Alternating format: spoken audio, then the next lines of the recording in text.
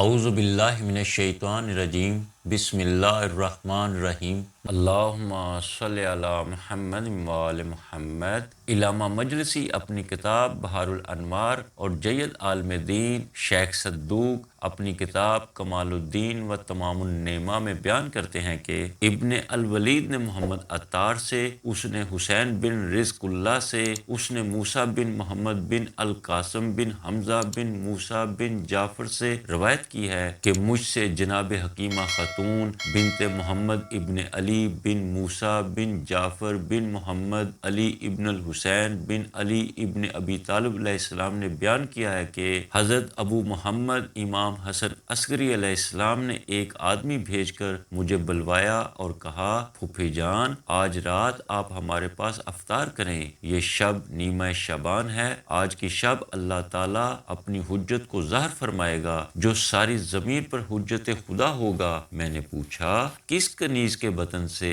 آپ نے فرمایا، نرجس۔ میں نے کہا، واللہ، مگر اس میں تو کچھ آثار نظر نہیں آ رہے۔ آپ نے فرمایا، ایسا ہی ہوگا۔ اتنے میں جناب نرجس خاتون بھی آ گئیں اور سلام کر کے بیٹھ گئیں اور میرے موزے اتارتے ہوئے بولیں، اے میری سیدہ، کیسا مزاج ہے؟ میں نے کہا، لیکن میری اور میرے سارے خاندان کی سیدہ تو اب تم ہو۔ نرجس خاتون نے کہا، پھوپھی جان، آپ یہ کیا فرما رہی ہیں؟ میں نے کہا، بیٹی، آج کی شب تمہارے بطن سے اللہ تعالیٰ ایک ایسا فرزند پیدا کرے گا جو دنیا و آخرت کا سید و سردار ہوگا۔ یہ سن کر وہ کچھ شرما سی گئیں اور بیٹھ گئیں۔ الغرض جب میں نے شب کو نماز عشاء سے فارغ ہو کر افطار کیا اور اپنے بستر پر چلی گئی، پھر نصف شب گزرنے کے بعد اٹھی اور نماز شب سے فارغ ہوئی تو دیکھا کہ نرجس خاتون سو رہی ہیں، ان میں کوئی بھی بات نظر نہیں آ رہی، تو میں تاکیبات کے لیے بیٹھ گئی اور پھر اپنے بستر پر جا کر سو گئی۔ تھوڑی دیر کے بعد پھر بیدار ہوئی اور اٹھ کر دیکھا تو نرجس خاتون ابھی سو رہی تھیں، مگر ذرا دیر بعد وہ بھی اٹھیں اور انہوں نے بھی نماز شب ادا کی۔ جناب حکیمہ خاتون فرماتی ہیں کہ جب ابھی تک کوئی آثار واضح حمل نظر نہ آئے تو میرے دل میں شکوک پیدا ہوئے کہ اتنے میں ابو محمد امام حسن عسکری علیہ السلام نے آواز دی، تعجیل نہ کیجیے،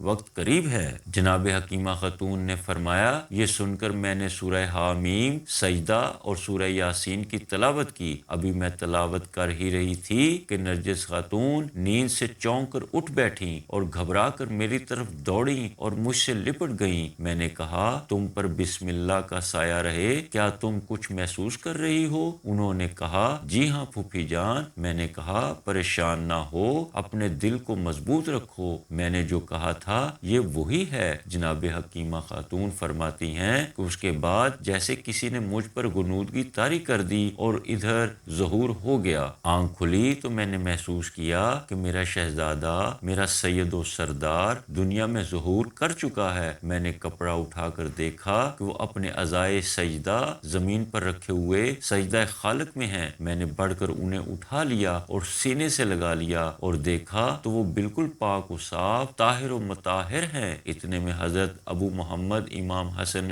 عسکری علیہ السلام نے آواز دی کہ پھوپھی جان، میرے فرزند کو میرے پاس لے آئیے۔ میں لے کر گئی تو آپ نے ان کو لے لیا اور ان کے دونوں پاؤں اپنے سینے پر رکھے، اپنی زبان ان کے دہن میں دے دی اور ان کی آنکھوں، کانوں اور تمام جوڑوں بند پر اپنا ہاتھ پھیرا۔ پھر فرمایا، اے فرزند، کلام کرو، جس پر انہوں نے کہا، اشہد ان لا الہ الا اللہ وحدہ لا شریک لہ واشہد ان محمد رسول اللہ۔ اس کے بعد انہوں نے امیر المومنین علی ابن ابی طالب علیہ السلام اور تمام ائمہ طاہرین علیہ السلام پر نام بنام درود بھیجا، یہاں تک کہ اپنے پدر بزرگوار پر درود بھیج کر ٹھہر گئے۔ امام ابو محمد حسن عسکری علیہ السلام نے ارشاد فرمایا، ان کو لے جائیے تاکہ یہ اپنی ماں کو سلام کر لیں اور پھر میرے پاس ہی واپس لے آئیے۔ جناب حکیمہ خاتون سلام اللہ علیہ کہتے کہتی ہیں کہ میں انہیں لے کر گئی، انہوں نے اپنی ماں کو سلام کیا، پھر انہیں واپس لائی اور حضرت ابو محمد کے سامنے لٹا دیا۔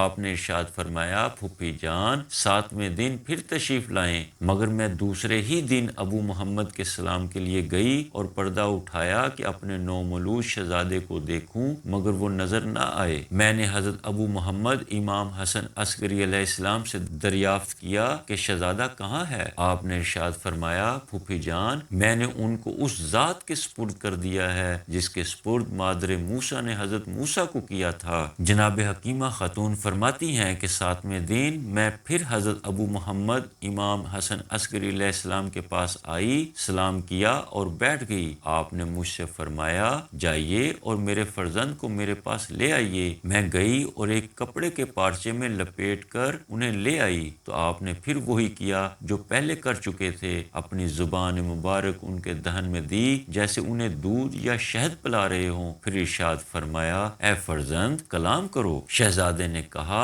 اشہد ان لا الہ الا اللہ، پھر حمد و ثناء الہی بجا لائے اور محمد و علی اور پھر تمام ائمہ طاہرین پر نام بنام درود بھیجتے ہوئے اپنے پدر بزرگوار پر درود بھیج کر رک گئے اور اس آیت کی تلاوت فرمائی۔ ترجمہ، بسم اللہ الرحمن الرحیم۔ اور ہم نے چاہا کہ جو زمین میں بے بس اور کمزور کیے گئے تھے ان پر احسان کریں اور انہیں امام پیشوا بنا دیں اور انہیں وارث قرار دیں، اور ہم انہیں زمین میں اقتدار بخشیں اور فرعون اور حامان اور ان دونوں کے لشکروں کو وہ عذاب دکھائیں جس کا انہیں خوف تھا۔ راوی موسیٰ کا بیان ہے کہ میں نے جناب حکیمہ خاتون سلام اللہ علیہ کی اس روایت کے بارے میں عقبہ خادم سے تصدیق چاہی تو اس نے کہا، جی ہاں جناب حکیمہ خاتون نے صحیح فرمایا۔ اللہم صلی علی محمد و آل محمد۔